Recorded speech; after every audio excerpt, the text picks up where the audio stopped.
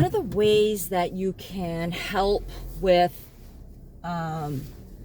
when you're struggling with challenges, when you're struggling with focus, not being able to focus, when you're struggling with not being able to be mindful, is actually kind of a good thing. And hear me out. So one of the ways to practice getting better at, tolerating distress and developing resiliency is to actually have aversion and being able to remind yourself that, this is how it is right now, right? I can't change it, and that's okay. Your perspective of things also can have a impact on how much aversion or how much this aversion affects you, right? So I've been talking a lot about the MBSR program, the retreat that I was going to, and one of the things that they teach us there is when we have something that is distracting us, meaning it's causing us to take our mind away from the present moment, right?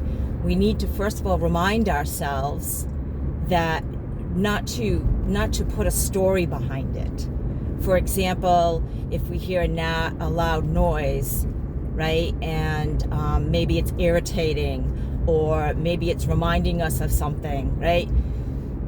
Try to just say, okay, I hear a noise. That's just a noise. It's just sound, right? And then bring it back to the breath or whatever the grounding thing it is that that's keeping you in the moment. The problem is that a lot of times this doesn't happen. I know it for me, a couple of times while I was trying to meditate, I would hear in the hallway someone opening and closing this door. It was in a school, opening and closing the door, and it was slamming shut. It was making this horrible noise every time it opened, all this stuff. And I just kind of like cringed every time it happened. I was just like, oh. And then in the anticipation of it happening again, like when I heard footsteps approaching the door, I was like, oh no, right? So this caused an aversion. This caused discomfort. This caused me to stress out. And what they say is, in the mindfulness-based stress reduction, is to look at that and say, it's just a sound, it's just a noise. It doesn't last, it comes and goes. And maybe even get curious about it, right? I can sense when it's approaching.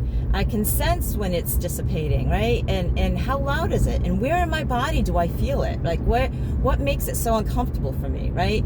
My neck or my eyes or my throat, right? My stomach, whatever it is. And this actually helps you to tolerate that aversion, and it reduces the stress behind that.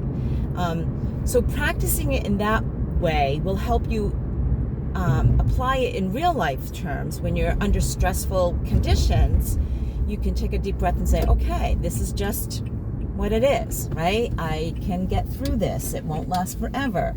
Those type of things that you say to yourself when you're dealing with the aversions, when you're practicing your meditation. So I hope this helps you. I hope this helps you if you're practicing your mindfulness based meditations, that you are able to, acquire the skill, apply this skill, and help you to, again, better tolerate stressors in your life. Because that's what it's about. The practice is not just about being able to meditate in this beautiful silence, but also tolerate when life is chaotic and distressful, because most of the time it is. Sorry, it is. I hope you have a wonderful day. Remember to let the people that you love know that you love them. Send them that text, give them a call, give them a great big hug every chance you get. Live your life enthusiastically, live your life mindfully, and live your life with gratitude. And until next time, guys, please be well. Peace.